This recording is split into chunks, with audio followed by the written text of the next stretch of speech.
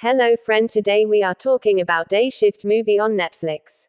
Bud's normal everyday employment turns into somewhat confounded when he figures out that his ex is wanting to move the young girl out of state in the event that he can't hack up $10,000 for her tuition-based school throughout the end of the week. Calling is the one thing remaining between his family being together or miles separated.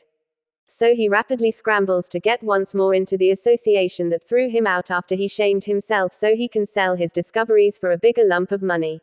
The association hesitantly permits him back in, however, provided that rigid office laborer Seth Dave Franco watches out for him while he's out doing his business. So the odd couple approaches the killing business. Things are going somewhat well until they run into a furious vampire named Audrey Carla Souza, who is out for retribution since Bud unwittingly killed her parasitic girl.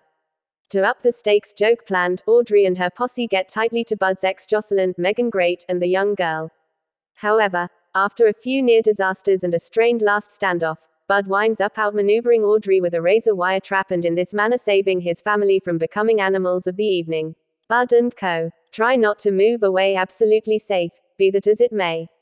Bud's companion and coach, Huge John Elliott Sneak Homie gallantly forfeits himself with a bomb vest to save Bud's family. In the interim, Seth gets transformed into a vampire.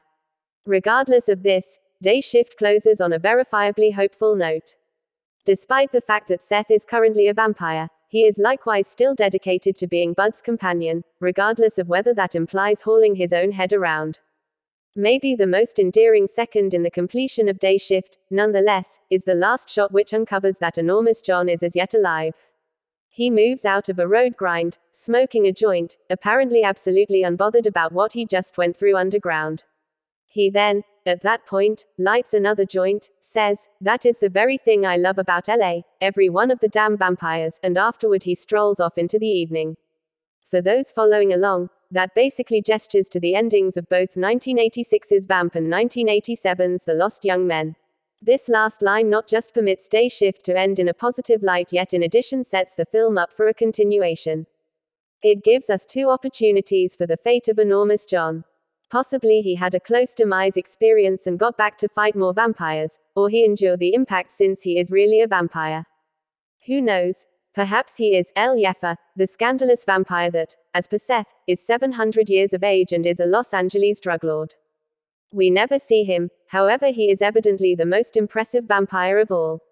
One way or the other, John's last line advises us that despite the fact that the posse disposed of Audrey and her buddies, there is still much more where she came from, particularly as the most risky is still out there. Besides, we definitely realize that Audrey was deliberately reproducing a lot of new vampires in the valley since she was concerned that the vampire populace was getting excessively low. Now that Bud is formally in the association and Seth has moved out and about and understood that he really enjoys vampire hunting, as well, a potential spin-off could see the three uniting and becoming something of a vampire hunting triplet. However, the closure is only upset for the three on a lifelong level. Now that Bud's better half at long last figured out what he truly does as his normal everyday employment, the two can at long last beginning putting everything on the table and overcoming the issues that made them separate in any case. Despite the fact that they haven't consented to authoritatively reunite right now, Jocelyn flirtily lets Bud know that she's glad to begin getting to know him once more, and the two drive off with their little girl. Regardless, the genuine message of Day Shift is that family is a higher priority than anything, and Cherish will drive forward whenever hardship rears its ugly head. Bud and his family were confronted with a strict pack of savage vampires, however eventually, they ended up as the winner and more grounded than at any other time. The equivalent goes for the kinship among Bud and Seth. The two are clearly an impossible pair from the get-go, yet eventually, their relationship has plainly become one that will endure forever, despite the fact that one of them is a vampire. Who knows? Regardless of whether Day Shift will have a spin-off, however assuming it does, it's a fair supposition that the unavoidable go head-to-head included will be significantly more extraordinary than it is in the principal portion.